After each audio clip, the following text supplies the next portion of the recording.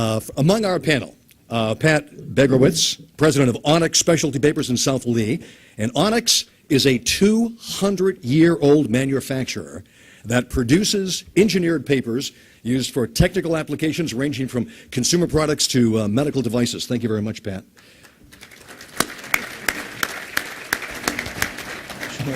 A man I've interviewed many times on WBZ, John Harthorne, the founder and CEO of MassChallenge, one of the most successful startup accelerators not in the country, but on Earth.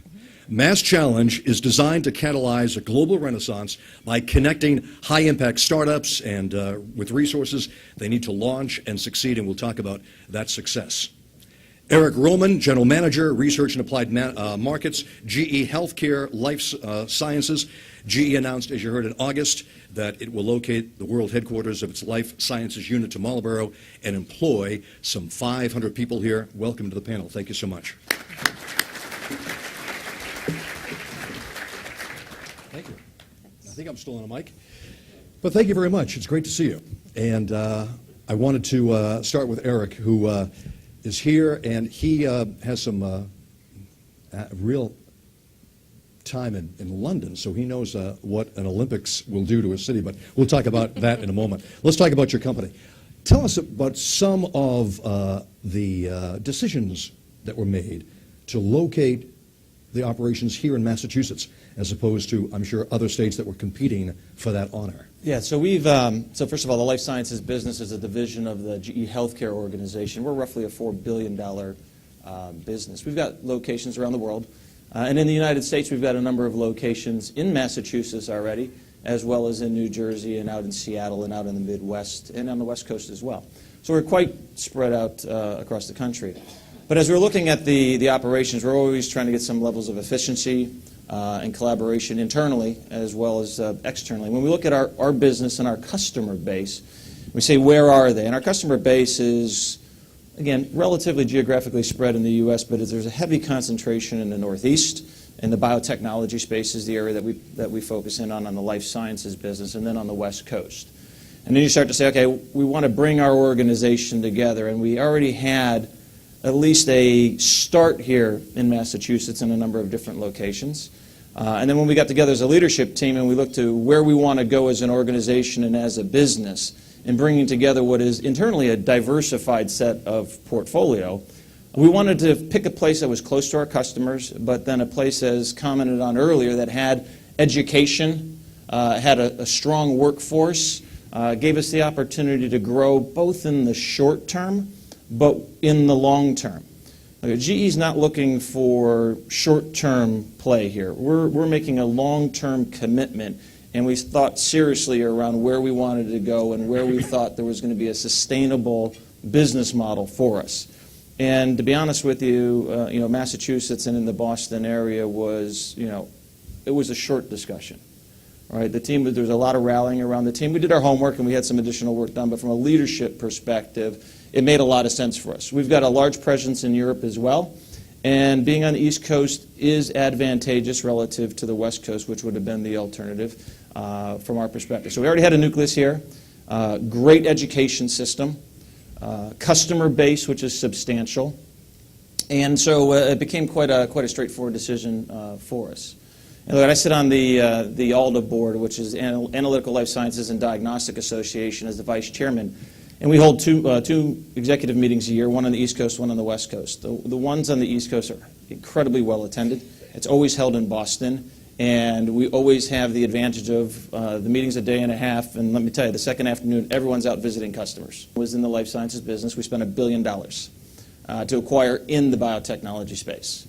Right, so our outlook is very, very positive. Right? And again, we've got a large customer base here in Massachusetts, and that's why we're excited about expanding here. So inside GE Healthcare, Life Sciences is the diamond, and even inside the General Electric company, as large as it is, our relatively small comparative business is held in high regards and gets the money from corporate. People vote with their money.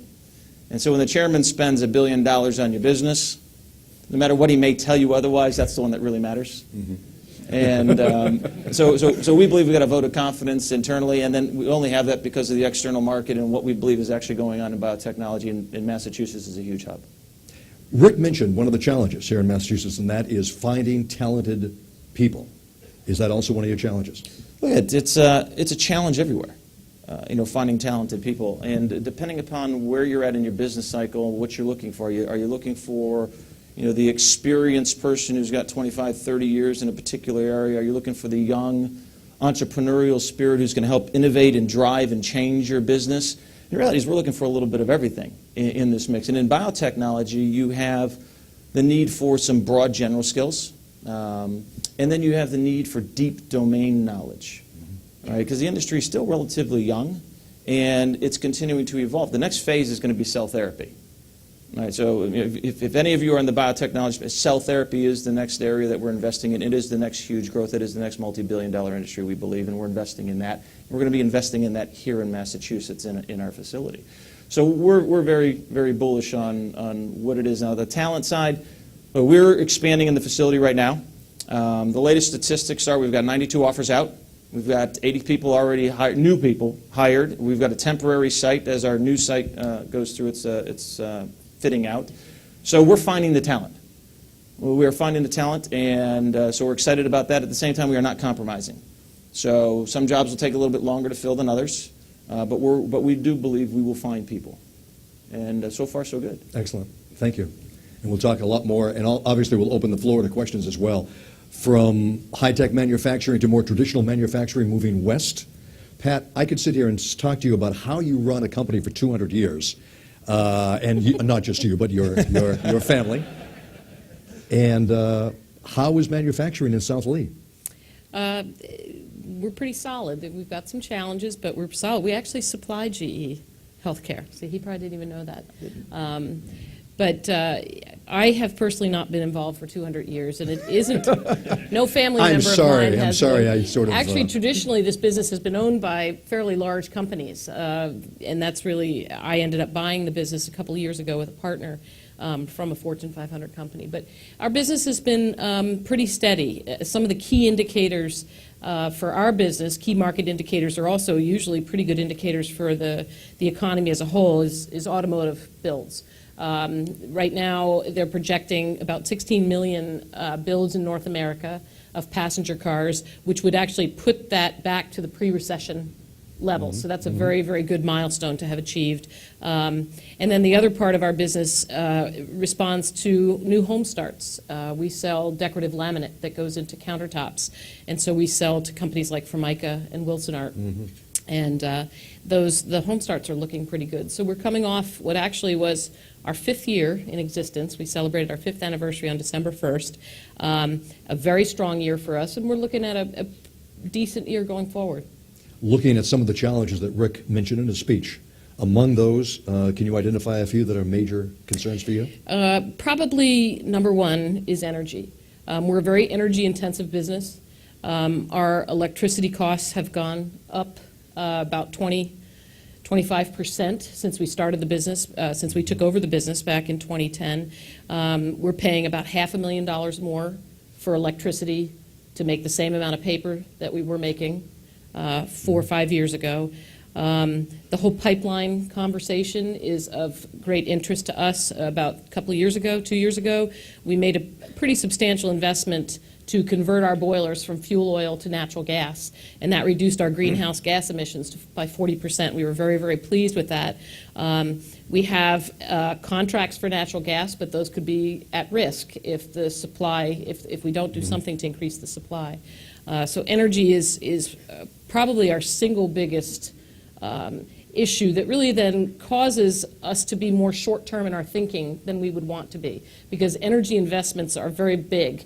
And if I look at making a big investment to put a combined heat and power system in, for instance, that would take me off the grid and generate my own electricity, that's a debt that I'm going to carry with that business for many, many years. So I really have to understand all the other costs I'm going to incur by staying in Massachusetts and continuing to operate. So the energy is a big deal. And the other big deal for us is healthcare. Primarily the cost, but also access. That's a very serious problem in the western part of the state. We have employees that can't even get appointments with doctors for physicals they're waiting 2 years to get in. You've had a hospital close in that area. Yes, the hospital in North Adams closed. We currently pay about $300,000 more per year to cover our employees with medical insurance than we did 4 years ago. And the insurance, quite frankly, isn't as good. The co-pays are higher, the deductibles are higher. So there's a lot of those costs. So we look at very positive momentum on the market side, steady growth since we've owned the company, but the cost side has also grown, and that makes some significant challenges financially. Do you have any workforce issues? In terms of finding Yes, people? that's certainly an issue. We have partnered with the local community college, Berkshire Community College, to try to start a program that introduces students at a younger age to the paper industry, including internships. Right now, when we first bought the company, and the company went from a big Fortune 500 company to these two people that were their coworkers are now owning it. There was a little, shock in the faces, but nobody wanted to work there because pretty much everybody thought it wouldn't last. I mean, if a big company like Midwest-Vaco couldn't make this successful, how can these two people make it successful? So in the beginning, it was very hard for us to find anybody that would come work there. Now we actually have, we've been doing well. We've built a reputation as a certain kind of employer in the area, and right now, we actually are not having any problems, but I have a huge turnover of my workforce. My average manufacturing age is about 46 years old. So in the next 10 years, and paper making is a very skill-intensive position. You really have to work for about 10 years to work your way up to be able to be a skilled paper maker. So we do have an issue with what's coming down the pike with retirements. I want to drop back. Could you give us some insight into the decision-making process of buying the company? What prompted you to invest in this company? What promise did it hold? Well, number one, I wanted a job. That's a good motivator. Yeah. The interesting thing was that the business itself had some real strong fundamental pieces to it that during the economy, when the economy tanked, those pieces weren't really quite visible to the parent company. We had a very strong customer base, but all those markets were down. We had some very loyal employees. So all the pieces were right. It was just really a matter of were we going to let it go and disappoint customers, employees, and just let it go away, or were we going to take a shot at keeping it running? And it was, probably, it was even harder than deciding to be a parent. To take that step, but it turned out to be a very, very good step for all of us. But in that at the very, very end of that deal, I really did have to stop and think, buying this business is basically going to be an albatross around my neck. I'm going to be living here in the Berkshires for really forever. And I had to think about that for a little bit, and I thought, there couldn't be a better place on earth to live. It's beautiful. It's a great job. I love coming to work every day. I love the challenges that my business offers. So all the pieces just came together, but it wasn't without its frightful moments. Mm-hmm. Pat, thank you so much for being here. Thanks. Great story. Thanks. John, thank you very much for being here. John Harthorne, I've interviewed him many times. We've tracked MassChallenge from the early days. Let me ask you, John, would this venture have worked in another location other than Massachusetts? I don't think so. Honestly, I don't think so. I think it was, we designed it in part to benefit from the Massachusetts ecosystem, and we were very consciously chose Massachusetts as the place where we would launch it. So MassChallenge, for those of you who are not completely familiar, is a startup accelerator. It's the largest in the world. We accelerate 128 startups every year. We don't take any equity, so it's a free acceleration support for the startups. We get about 1,700 applications each year from over 50 countries and 40 states last year. And then we whittle them down to the best 128, bring them all together, and then connect them with mentors, funding opportunities, media opportunities, training, free office space, free printers, free 3D printers and manufacturing equipment to make sure that they have all of the resources they need to grow. And we launched it at the very depth of the recession. So the Dow was below 7,000 when we were building our business plan. It was the bottom, the very bottom. And there was talk of the next Great Depression and 10 years of stagnation and loss and maybe the end of the Western economic model as we know it, right? So we had a very deep motivation to save the world. That was really what we were after. and to save our way of life and make sure that not only did we have a job, but we had a job that would still be valuable 10 years down the road. And so as we looked out at where could we do this, I mean, we had this deep fear in a moment of real crisis, and so we looked at, where could we go to launch this? And Massachusetts really was by far and away the best place to do it, because first and foremost because of the large university foundation and talent foundation here. So Massachusetts is a place that's known for its revolutionary ideas, right, for a long time, and continues to produce 100,000 graduates a year, roughly, somewhere in that, of really talented, young, idealistic young people with real skills. So that is a source that is, that's an input, right? That's a raw material that's critical for startups. And so that was really, really valuable. Also, Massachusetts clearly has a long history of producing successful startups. Route 128 was the original Silicon Valley, and in fact, Silicon Valley was planted with MIT, people from MIT created the Stanford Industrial Park and really planted what has blossomed into Silicon Valley. So this was a model that we designed and created, and it flourished here. And maybe, I'm sure it can be debated, but as I understand it, I would say in the 80s, we basically placed large bets on the mainframe that we lost. Right? We had too many gigantic companies focused on the mainframe, and we lost the personal computer. That created this big vacuum bubble as a bunch of multi-billion-dollar companies went bankrupt, and a lot of people lost a lot of money. And at the same time, on the West Coast, a lot of people became billionaires overnight, and a lot of talent got sucked out there. So it created this void, this gap. But none of the fundamentals changed. Like, we were still the place that originated this model, and we still had all of those, the supply of all of the inputs required were still being produced. So it took a little while as the guff was sort of emptied for it to refill, but we were convinced, and I remain extremely convinced, that this is the best possible time and the best possible place to launch startups is in Massachusetts.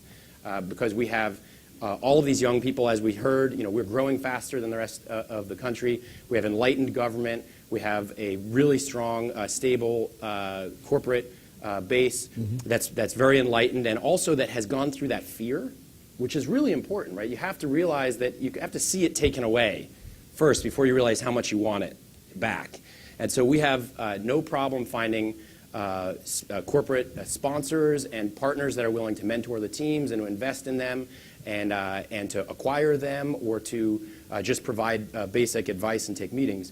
So we found it to be absolutely the best place in the world to do this, and we are very, very happy to remain headquartered here.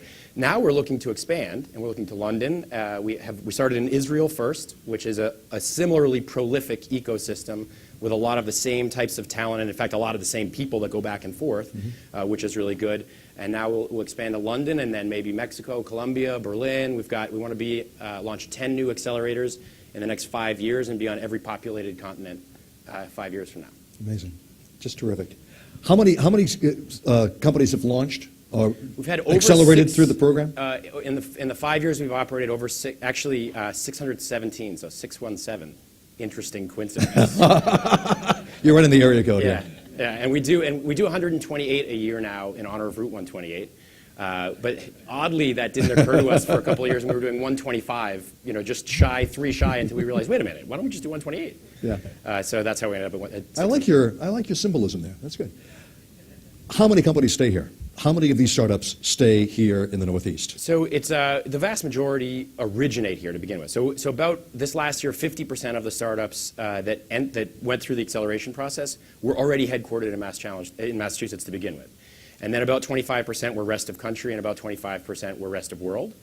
I think we are extremely good at attracting the rest of world startups. In particular, a lot of the we had 10 Israeli startups in the program, and all of them want to be in Massachusetts. There's some visa challenges. There's some just lifestyle challenges and other things. So they aren't all headquartered here, and they'll probably all retain their headquarters in Israel, but they'll open their sales and marketing office and their main U.S. presence in Boston. And a number of them already have, and then others are just sort of working through the funding and the timing of it all. Also, we had 6 startups from Mexico, which surprised us, and 2 of them ended up in our top 26 teams, which is pretty amazing. And they all want to be here. And I think that's a real opportunity, and it's these sort of national challenges of visas is a real, I talk about regulatory challenges, that's by far the biggest for us, is being able to attract international talent with specific skills. So there's a lot of talent in Massachusetts. It's not a primary problem of ours, but we do have challenges with specific roles. So developers and engineers are tough to secure, especially if it's a niche market or area. And that's where I see, you mentioned community colleges, I see a huge opportunity for community colleges that are doing a phenomenal job already, training nurses and pilots and many other positions.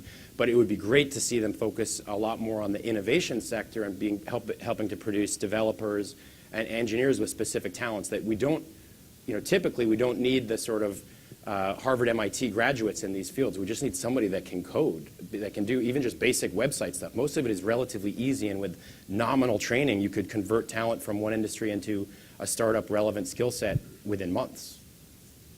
We're going to open the floor to questions in a moment, and we'll have some microphones going around. I wanted to also ask you of the issues that Rick brought up. When you talk with these startups, with these incubated companies, I know some of them are 1 or 2 employees at the time that they come into MassChallenge. What are some of the issues they're talking about that they're facing, that they're looking to be a challenge as they move forward? Yeah. So in the startup community, we're much less affected or concerned by the cost side of the equation because it's all about hunting revenue. So you're just obsessed with revenue, and the cost side doesn't really factor into it yet because you're broke. So it's like none of that really matters, and you're seeking free office space anyway. So that's less of an issue, although I see it and feel it as an individual. I mean, even the housing cost side of it certainly matters to an extent, but we're mostly competing with San Francisco, New York, London. So those are more expensive places anyway. So Boston actually wins that game for the most part in our industry. Probably the biggest, and there's great talent, but I would say probably the biggest challenges are around specific subsets of talent, access to capital, and then I would say as a state, probably branding is one of the bigger challenges, especially among the young population. Massachusetts is still seen by a lot of college grads as a stuffy old person state. It's not as sexy or fun as California or New York, which have this sort of global branding and global cosmopolitan connectivity, or London as an example as well. So then, if we're losing the very top echelon of talent because we're just not cool enough, that's a real problem actually in the startup space, because it's about having the most talented people so that you can stay 1 or 2 steps ahead of the other people that are competing in your industry, get there first, dominate the market. And it's often a winner-take-all or a winner-take-most game in our universe. So you really need to be the best. Kendall Square is now probably the hottest commercial real estate market in the country. The Innovation District is a close second as far as Boston is concerned. Is real estate a real issue too? I mean, just physically staying here. Yeah, it is. It's becoming more and more so. So when we were probably the first major innovation entity in the Innovation District. When we got there, literally the first year, people were mugged outside our building. Like, it was a totally different place, right? Now, there's Ferraris out front of that building when you step outside. It's a totally different place. So when we got, and we have been able to, because we are a great marketing amenity for a building, because we attract hundreds of businesses and then tens of thousands of visitors every year to our building, including investors and corporate executives and the media and the government. We'll get the governor and the mayor to come. So we're a great amenity for the building. We have free rent. That's not common, but we managed to get a pretty phenomenal deal. So for us, that's not an immediate issue, but we worry about our graduates that leave our program. We would love to keep them in our vicinity and build an even larger critical mass. And in our last building, Joe Fallon's place down on 1 Marina Park Drive, it's $65 a square foot, probably higher now. That was not a feasible option for any of the startups, so we had to kind of send them off elsewhere around the city. But now we've moved a little bit further down in the seaport. We're down in the dry docks buildings, in the innovation and design building. And now that asking rent is probably around $30 or $28, $30 somewhere in there. That's much more tolerable, much more reasonable. And so right now it's okay, but you just see this massive growth. And we're getting pushed to the edge of the innovation district, and it won't be that long before that building it accelerates its growth so much that we also can't afford to be there. So it will become an issue, but right now I think we're okay. We'll see by the end of this year. If next year's talk I'm back again, we'll see. Ask me the same question. I think it'll be much more of an issue. You implied that free rent in London was not part of the equation, right? No, we built our model in Boston always with the intent that this will be our pilot program. We'll learn our lessons here, and we'll bring this model everywhere else, and then we'll have to adjust it accordingly. But we'll make the starting assumption that the model will work exactly as it did in Boston, and then we'll adjust one or two variables as we go. So the first major lesson in London was that office space cannot be free, that is just not a viable ask. And through like sort of people wiping tears away from laughter at that as a comment. It's sort of like if you were to say, if you've ever tried to park in Brighton or Alston, it's sort of like just asking somebody, hey, will you just hold this spot for me for a month? Right? No, I'm not going to pay you anything. Just want you to stand there and keep it for me. And it's like, there's no way. Like, that's so far from possible. So, but we did manage to get very cheap rent by London standards. And so we'll be announcing our launch in London on February 11th. And we haven't announced our office space location, but it's very cool. And we got a very good deal on it. And we are finding amazing, awesome people to work with in London as well. And it'll be a great global hub to add to our Boston intellectual idea hub. And we're excited to connect another Olympic city with a potentially future Olympic city. Sure. Eric, I've seen you agreeing, and you have experience in London as well. Some of the same issues your company is facing? From a real estate perspective? Yes. Look, when we came to Massachusetts, real estate cost was clearly an issue that we evaluated. And we looked everything from downtown Cambridge, and then we ended up out in Marlborough, where we already had an existing facility out in Marlborough. So the price per square foot is significantly different between the two. We're taking over a couple 100,000 square feet. And we're putting in lab space, which is also additional cost per square foot, which could be quite expensive. So we tended, for a variety of reasons, to be more further outside of the main city. Marlborough's been fantastic. We've got incredible support from the local government there. Things are moving fast. Things are moving quickly. Very business friendly.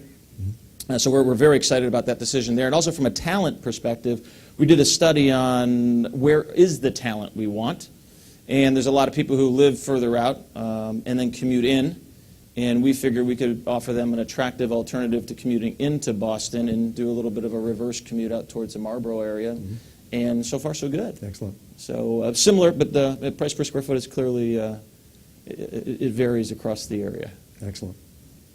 And I assume you don't have real estate issues in Lee. No, we got a lot of cheap space if you guys are little high-speed rail, and all of a sudden Berkshire County could be a place to commute from. Lovely. Rick, tell me, as Rick mentioned, some of the other issues that we're facing, and that is regulations.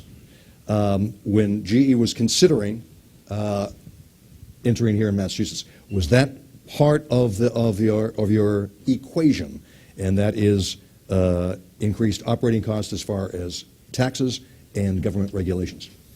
And from a regulatory standpoint, we live in a regulated industry, so we're quite familiar and quite comfortable in that space. So that was not viewed from a state perspective as being something that really was part of the decision-making process for us as a larger organization. And from a General Electric company, we work in so many different countries, in so many different places. On the grand scale of challenges on the regulatory side, we've got some others for sure. So that wasn't an issue for us as we came into the space. I see. About the expansion of MassChallenge, you're going to have this free space for 5 years. You're hoping to be in, you said, 10 markets around the country, around the world. We're going to have 10 accelerators within 5 years all around the world. How do you operate that? I mean, do you?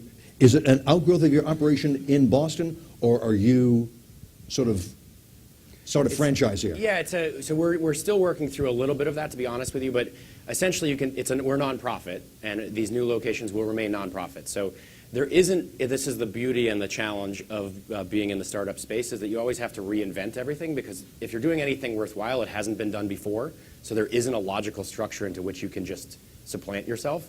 So if you think of our structure, we envision it something like a franchise, but we're a nonprofit, so it isn't exactly that. But we would have a largely federated control system for these 10 accelerators that operate with strong local connectivity and strong local knowledge and relatively large local freedom to make decisions and operate. And yet, those aspects of the company that scale well, the global brand, the software that we use to manage the application process and to connect resources to startups. So I mean, this is an industry, frankly, that is still fairly medieval in its structure. It's never been organized, right? It's just a whole series of different variables acting independently. There's a bunch of different law firms, a bunch of different investors, a bunch of different corporations, a bunch of different political entities, and they don't really come together in any one place to say, let's make more startups, right? They each individually want access to a bigger slice of the existing startup pie, but it's more like, let me compete you to get a little bit of a bigger slice here. There's nobody that's really focused on, let's make more pie, and then we all win. And that's kind of where we've positioned ourselves and what we're trying to do. So we have to create new structures by which we can ensure that we have maximum collaboration within each local community and yet maximum efficiency at the grand scale.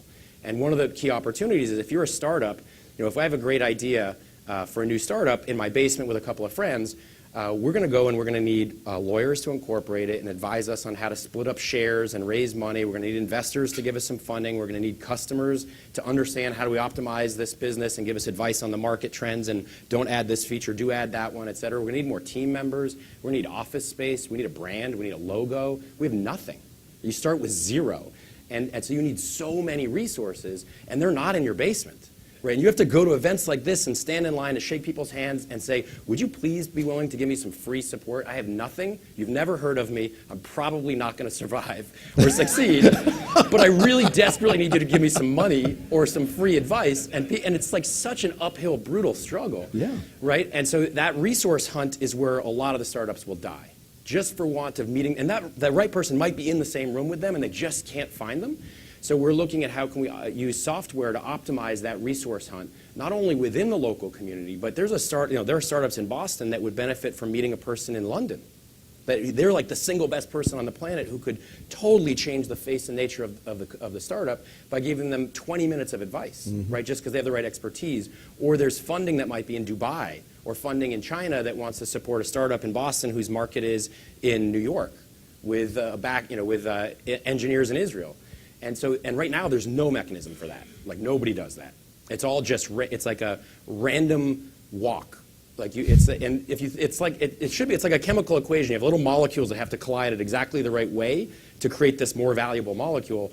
And right now, it's just like a bag of these things floating around in it. And the only existing systems are shake the bag, and that will accelerate the process. But that's still pretty feeble. Yeah. And so I think there's an opportunity to catalyze that and actually line the molecules up in an intentional way. And that's what we're looking to do, in particular with the global aspect of it.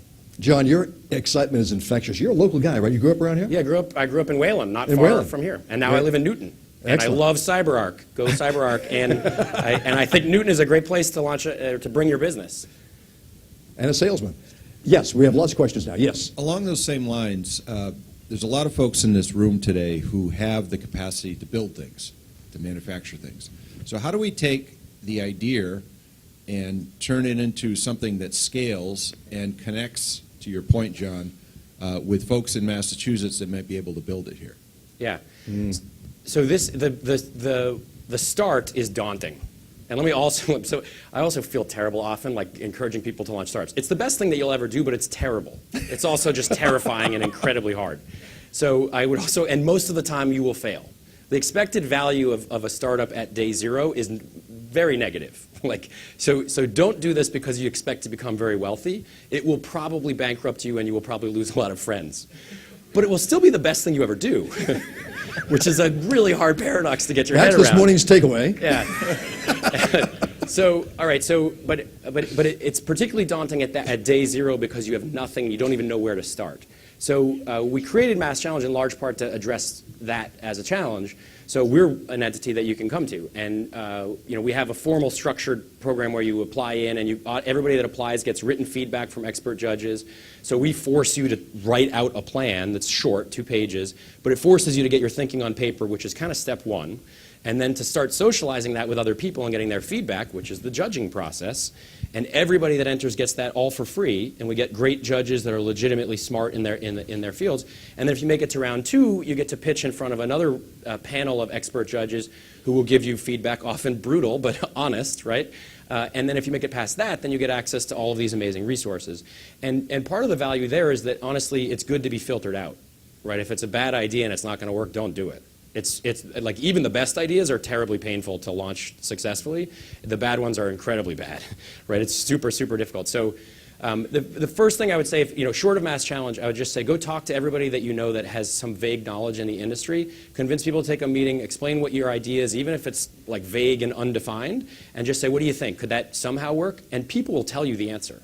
Like, they don't individually know the answer, but if you talk to 10 people, collectively, they will give you the answer. MassChallenge, in our original conception, is very different than what it is today. And today, it reflects the input of like several thousand people that we've held meetings with over the years that have told us, no, that's a stupid idea, that will never work, and here's why. And if you hear that from 3 or 4 people, you go, I think they're right. That's probably a bad idea. Let's tweak that and change this. And at the end of the day, when people stop giving you critique, you think this maybe will work. And then you just keep pushing. I don't know if that was that helpful, but. We have some more. Yes. Yes, I have a question for the panel. We've been talking about the excitement here in eastern Massachusetts, but Rick mentioned the fact that there's great disparity between what's going on here in eastern Massachusetts and places like western Massachusetts. I happen to be familiar with that. And in fact, I was talking to a young person who was planning to leave the state because of the fact that there really wasn't that many opportunities in western Massachusetts. And I'm sure that's similarly the case in Fall River and New Bedford. And so what can we do to try to transform and change? You, in fact, the young lady, and I forget her name, kept a business that was going to disappear, and I congratulate you for doing so. But as you say, there's plenty of vacant space in western Massachusetts for any kind of business who wants to start. So the question is, how do we take all the enthusiasm of this young man over here and create more jobs in these other remote areas of Massachusetts, which most of us here in the East sort of forget about? Who wants to take that? Well, I think it's in Berkshire County, the demographics is a very serious issue in terms of the loss of people between the ages of 25 and 35, really 21 and 35. There's just far more people leaving in that population group. What happens with a place like Berkshire County is that when somebody goes away, they go to school, they go find a life partner, they start a family, then they want to come back to Berkshire County because it's a great place to live. The real estate's more reasonable, except in Stockbridge. The thing we have to figure out, at least for a business like mine, is how do we go to those young people at the source? So we spend a lot of time on college campuses, and when we bought the business, we had probably one person that was younger than 25.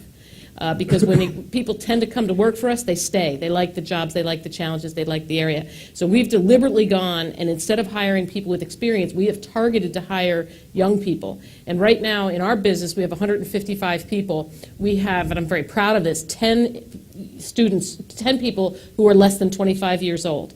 Now my challenge is, how do I keep them here? And we've started some conversations in our county about how the businesses collaborate better so that they can meet other young people in other businesses and begin to build that community that's so important to helping to keep somebody there. So it's interesting because I'm a mother of 20-year-olds, and my oldest son went away to Clemson University in South Carolina and swore up and down he was never coming back to Massachusetts. There was nothing to do there. He was never coming back.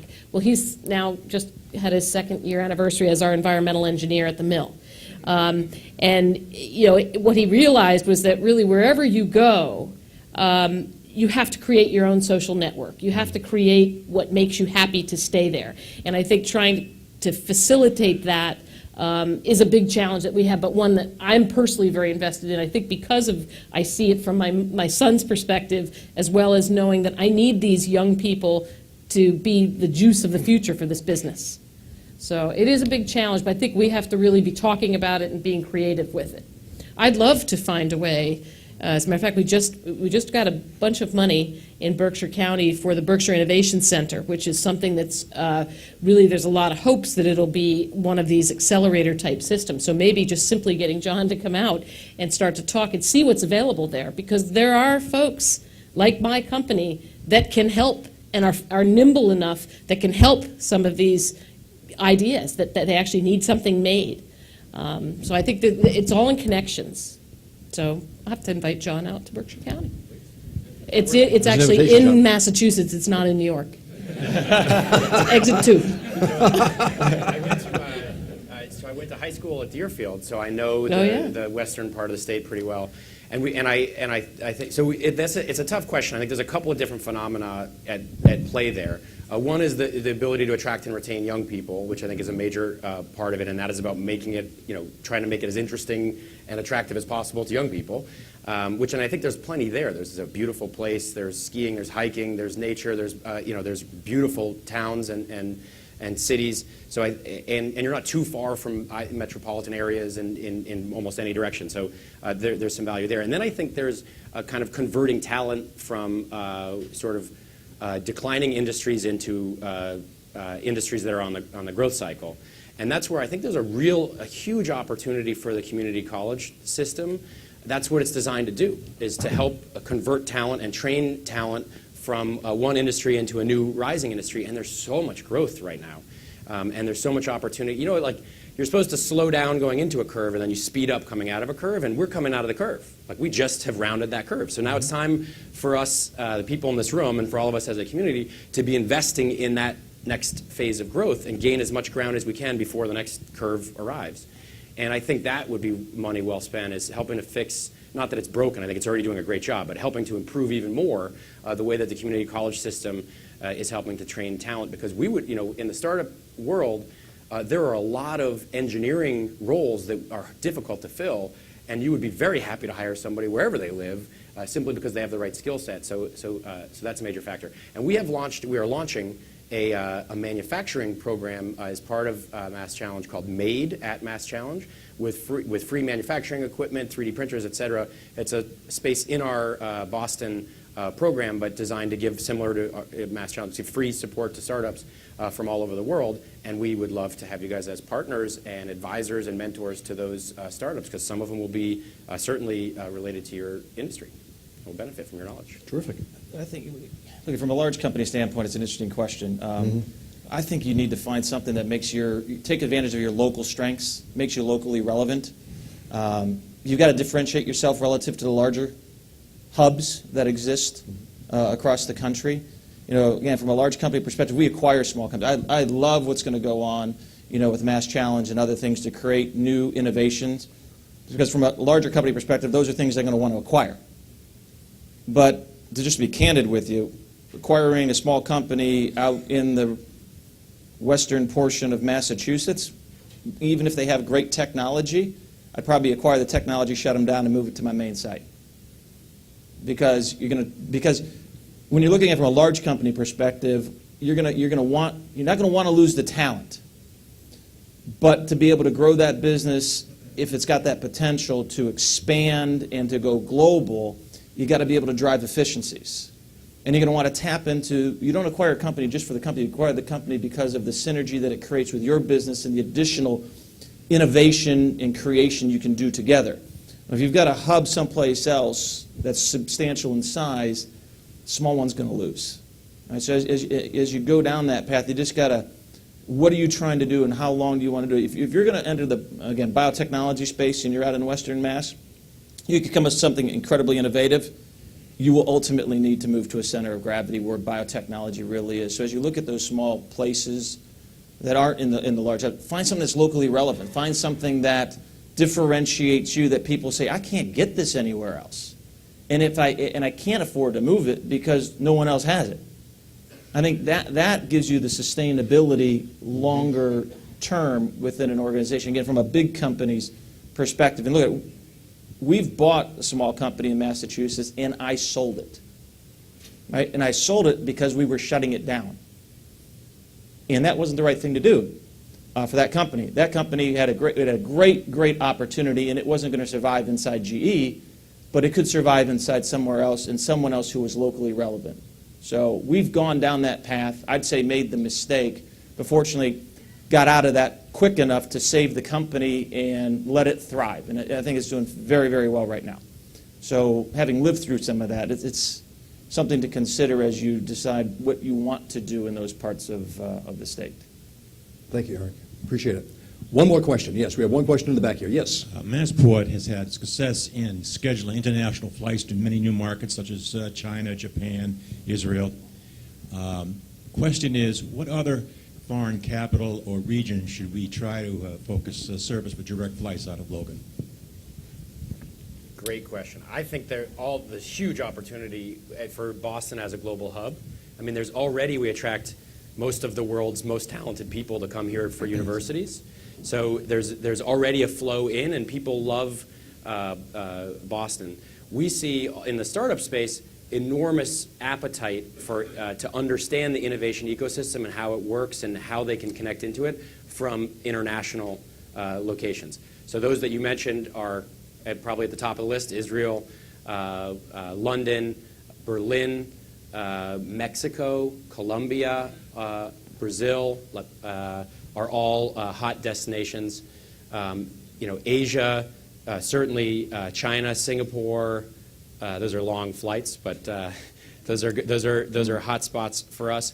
Increasingly, we really see a lot of innovation activity in Africa, and I think this is we're close to seeing Africa really. I mean, it's already got very large growth rates, but it's a small base, obviously. But I think Africa's time is really approaching. Like, there's a lot of great opportunity in Africa. I just am starting to get those little stories and connections of really amazing things happening, especially at the early innovation stage. And it's possible to leapfrog other technologies within their context in a way that's really exciting.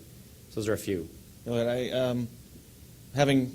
got direct flights. I just came from London, right? So London, you can get a direct flight anywhere in the world. It's fantastic from that perspective. Came into Boston over the weekend. I need to fly to Tokyo. Direct flight to Tokyo is 2 times the price of flying through Toronto or going down to Newark. So it's expensive, to be honest with you, to fly direct out of Boston. I can get there, but I wasn't really looking forward to a layover during the winter season in Chicago or in Newark or in Toronto because I didn't know if I was going to get out because you never know when a snowstorm is coming. Direct flights I think are key and critical, and 2x the price, that means I am going to take a layover because I just can't justify it even though the flight is there. So I think some more competition on that side would be actually quite helpful from a business perspective. Excellent. Well, thank you very much. I think I got my cue. I have my cue that I want to thank the panel. Thank you very much, Pat, Eric, and John.